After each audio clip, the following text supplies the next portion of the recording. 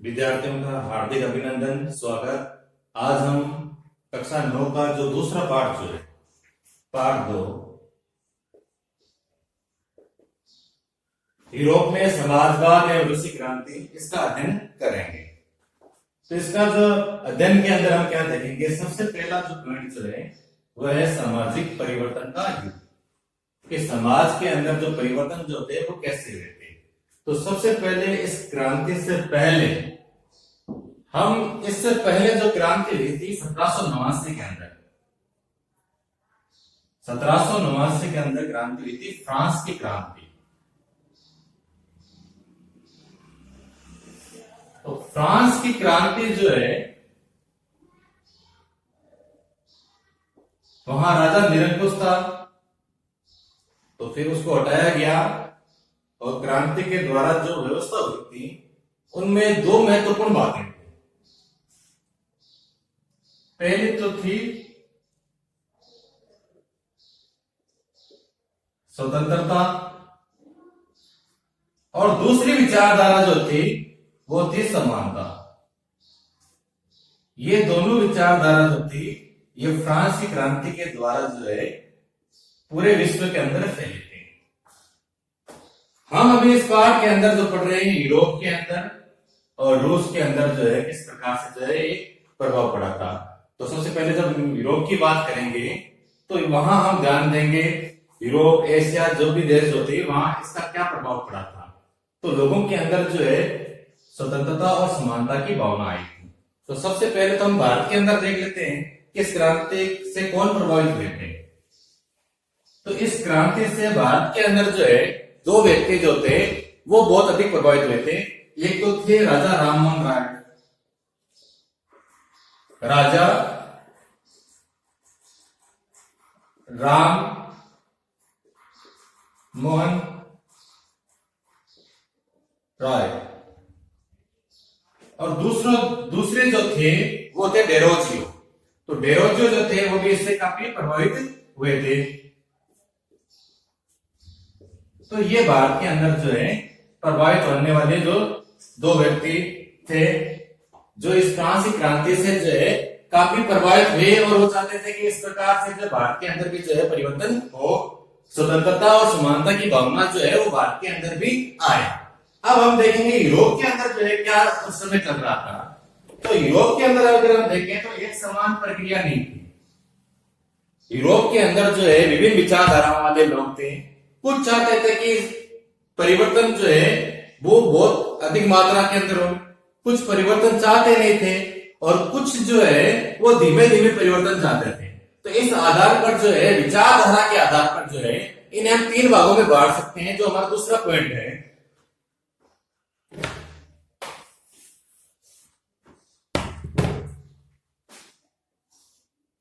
उदारवादी,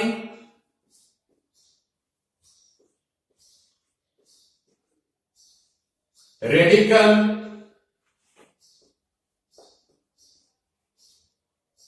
और तीसरे जो थे वो थे रूढ़िवादी।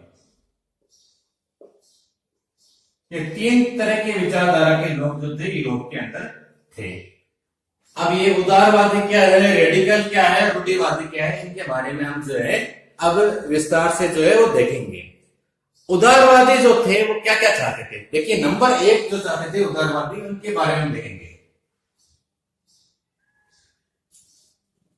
उदारवादियों की क्या विचारधारा थी।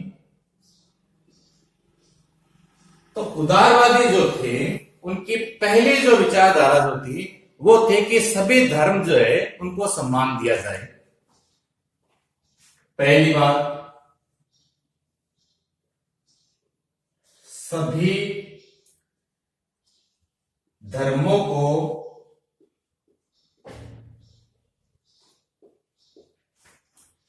सम्मान दिया जाए।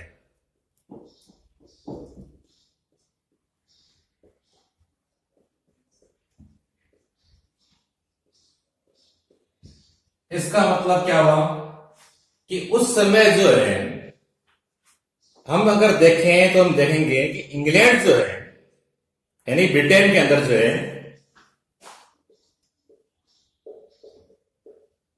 ब्रिटेन के अंदर जो ज्यादा मान्यता मिली हुई थी जिस धर्म को, वो था England of church. England of church. तो ब्रिटेन के अंदर तो इसको अधिक मान्यता मिली हुई थी। और अगर हम ऑस्ट्रिया और स्पेन के अंदर देखें,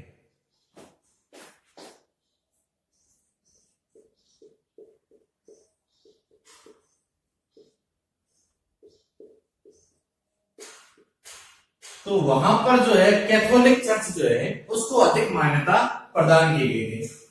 तो इस प्रकार से जो है धर्म के आधार पर जो है सभी जगह समानता रहे, ये मांग जो है कौन कर रहे थे?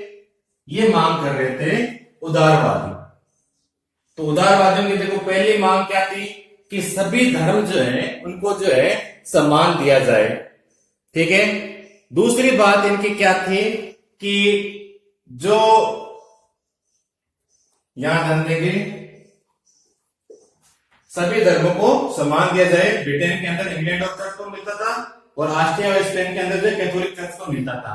तो इस आधार पर हम देखते हैं कि वहां सभी जगह जो है धर्म अलग अलग जो है महत्वपूर्ण थे, इसलिए सभी धर्मों को जो है वो सम्मान दिया जाए। दूसरा है वंश आधारित।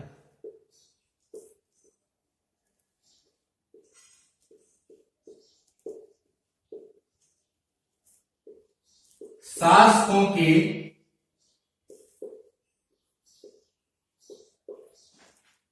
अनियंत्रित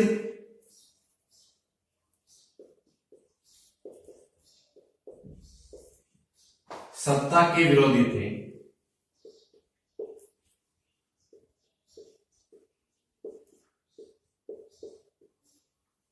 अब इसको ध्यान समझने की कोशिश कीजिए।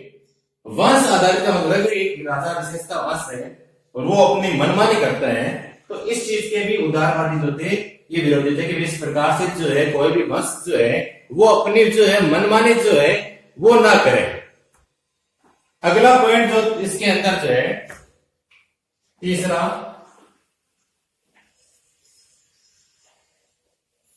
वो है समूह आधारित।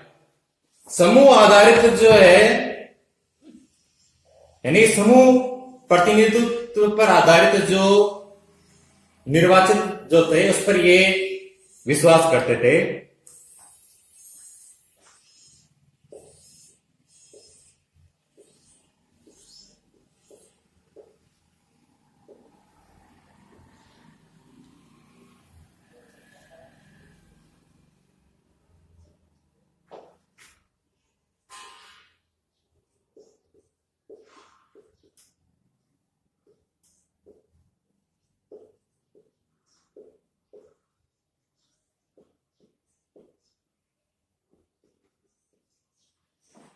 तो ये समूह पर आधारित जो है निर्वाचित सरकार के पक्षधर थे, ये विशेषता इनकी हो गई। और एक विशेषता जो थी कि ये लोकतंत्र पर विश्वास नहीं करते थे, यानी लोकतंत्रवादी नहीं थे।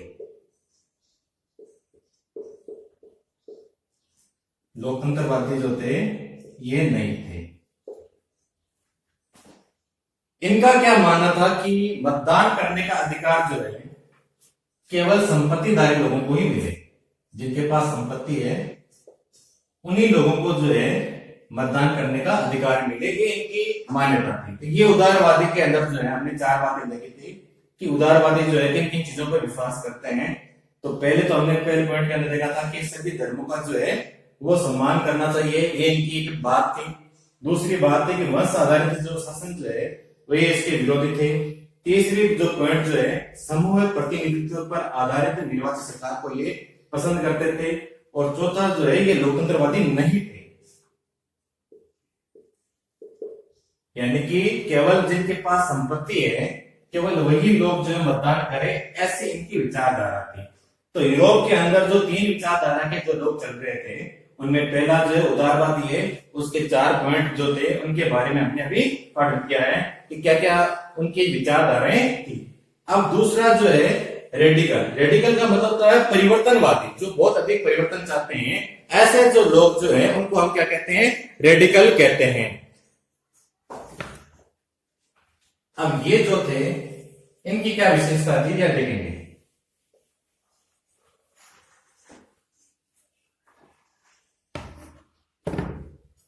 ये जो रेडिकल वाले जो थे,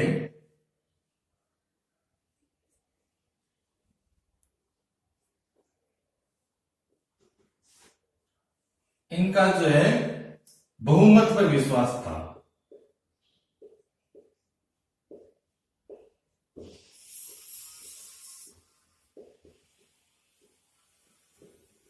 बहुमत पर विश्वास का मतलब अभी जैसे वर्तमान में अंदर भारत के अंदर जो सरकार जो है, जिसको सबसे अधिक वोट मिलते हैं उनकी जो है सरकार बन जाती है।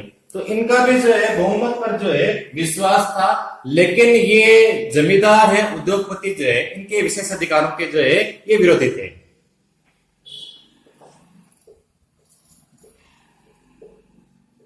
जमींदार और उद्योगपति, इनको जो विशेष अधिकार मिले हुए हैं,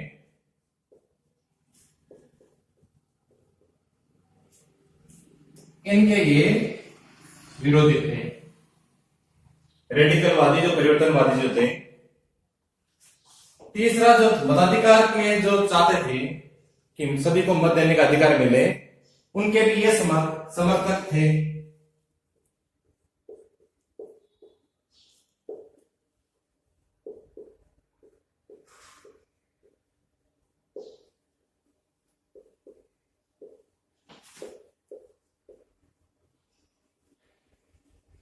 तो ये जो थे रेडिकल यानी परिवर्तनवादी थे, और ये एक साथ जो है परिवर्तन चाहते थे कि सभी तरह से जो है परिवर्तन होने चाहिए, एक साथ परिवर्तन जो है होना चाहिए। रेडिकल को परिवर्तनवादी भी कहते हैं। बहुमत पर विश्वास करते थे। बहुमत पर विश्वास करने का मतलब है जिसको सबसे अधिक जो है मत मिलते हैं उन्हीं की सरकार बननी चाहिए। जमींदार और उद्योगपति जो है उनको जो विशेष अधिकार मिले हुए हैं या वही वोट दे सकते हैं, तो ये इनका जो है विरोध करते थे। तीसरा जो है मताधिकार अधिकार का समर्थन, कोई भी महिलाएं हैं या जो भी अन्य जो लोग थे जो कहते थे मताधिकार की जो बात करते थे, तो ऐसे मताधिकार की बात करने वाले लोगों के भी ये समर्थक थे और ये संपूर्ण परिवर्तन चाहते थे। रेडिकल वाले जो थे कि इसीलिए इनको जो है परिवर्तनवादी भी कहते हैं। ये समाज के अंदर जो है ये संपूर्ण परिवर्तन जो है ये चाहते थे। तो ये रेडिकल वाले हो गए। अब अगला जो है वो रूढ़िवादी जो है। रूढ़िवादी जो है ये इन दोनों ही विचारधाराओं के जो है विपरीत है।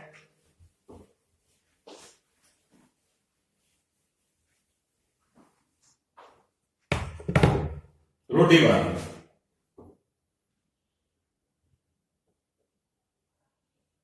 ये जो रूढ़िवादी जो है ये 1789 जो फ्रांस की क्रांति हुई थी, उस क्रांति से पहले तो ये जो है परिवर्तन नहीं चाहते थे।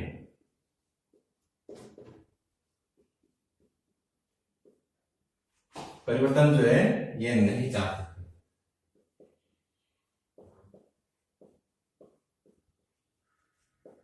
क्रांति के बाद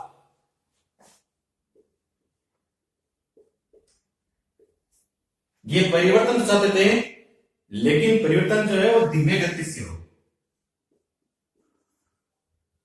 धीमी गति के साथ हो, और दूसरी बात जो है उसमें अतीत का सम्मान किया जाए।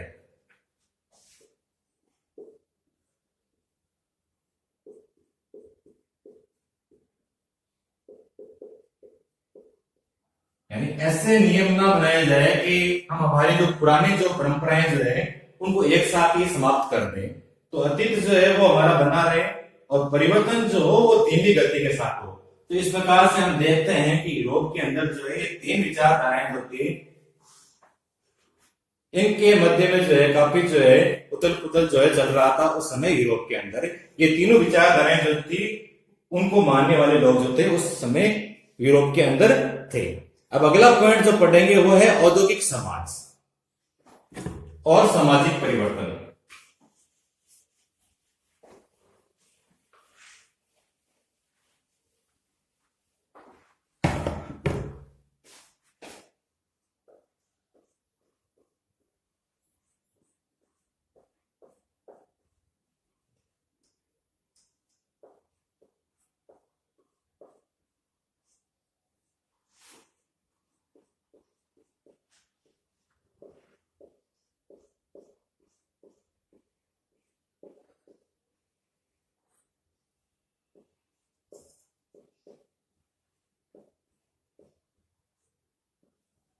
अब क्या हुआ, यूरोप के अंदर जो है औद्योगिकरण शुरू हो गया था।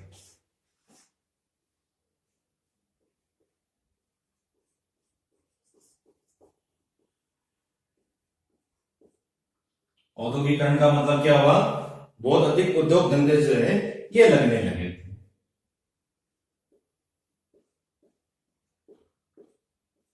और इन उद्योग धंधों के अंदर जो है स्त्री और पुरुष दोनों जो है कार्य करते थे।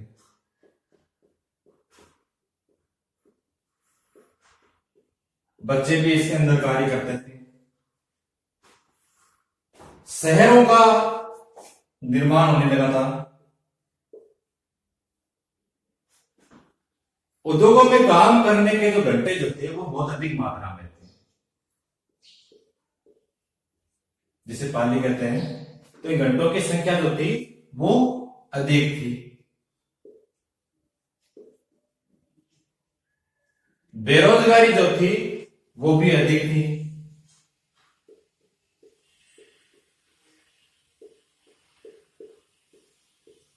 ये भी बहुत अधिक मात्रा के अंदर जो है थी।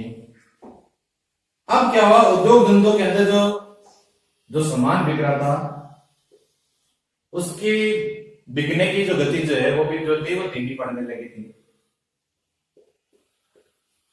जिसकी वजह से क्या हुआ, बेरोजगारी जो थी वो और अधिक बढ़ गई। पहले भी बेरोजगारी थी, अब बेरोजगारी जो थी और अधिक जो है बढ़ने लगी थी। तो इसके बारे में जो है ये दोनों जो समूह जो थे, रेडिकल वाले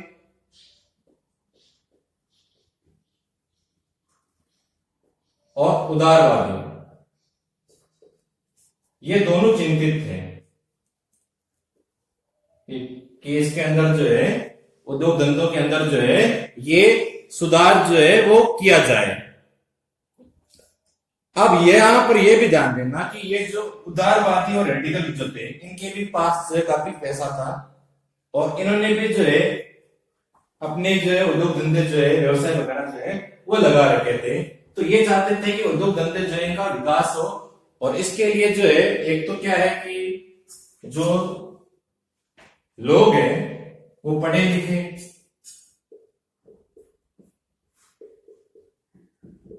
उनका स्वास्थ्य जो अच्छा रहे,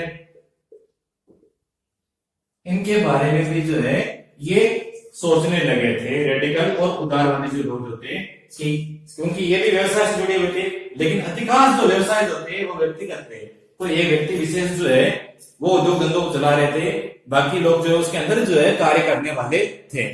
तो इन उदारवादियों और रेडिकल ने भी जो है कि पढ़े लिखे लोग बढ़े, उनका स्वास्थ्य जो है उनके अंदर जो है सुधार आए, इनके बारे में जो है ये सोचने लगे थे। अब हम देखते हैं कि 1815 के अंदर जो है क्या परिवर्तन आता है, तो वहां थोड़ा ध्यान दीजिए।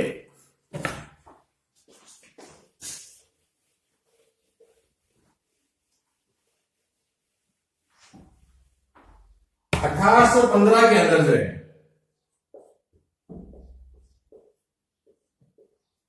फ्रांस, रूस, इटली, जर्मनी, यहां पर जो शासक बने थे उनके जो है राष्ट्रवादी जो लोग जो थे वो विरोधी बन गए थे। राष्ट्रवादी जो लोग जो थे वो इनके विरोधी बन गए थे। फ्रांस के अंदर, रूस के अंदर, इटली के अंदर और जर्मनी के अंदर जो वहां उस समय के जो राजा जो थे उनके राष्ट्रवादी जो थे विरोधी थे। वो क्या चाहते थे, राष्ट्रवादी तख्ता पलट चाहते थे। तख्ता पलट का मतलब होता है कि राजा को हटाकर जो है अपने विचारधारा के शासकों को जो है वो बनाया जाए। इस तरह की विचारधारा जो है ये यूरोप के कुछ देशों के अंदर जो है ये पनपने लगी थी। और इसी का एक उदाहरण जो है हम 1815 के अंदर देखते हैं। इटली के अंदर जो है मेजिनी जो है वह अपने कुछ समर्थकों के साथ में जो इस प्रकार का कार्य करता है। तो मेजिनी जो है वो 1815 के अंदर जो है इस प्रकार के कार्य जो है अपने समर्थकों के साथ में करता है। तो हमने तीसरा पॉइंट औद्योगिक समाज और सामाजिक परिवर्तन के बारे में देखा है कि औद्योगिकरण से जो है क्या उस समय समाज की स्थिति थी, किस प्रकार से जो है रेडिकल और उदारवादी जो थे वो जो है उनके पक्षधर बने थे कि इस प्रकार के उद्योग धंधे जो चलने चाहिए, लोगों को रोजगार मिलना चाहिए, व्यक्तिगत अधिकार जो है वो लोगों को मिलने चाहिए।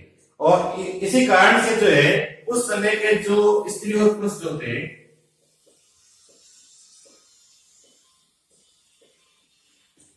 वो उनका झुकाव जो है इन उदारवादी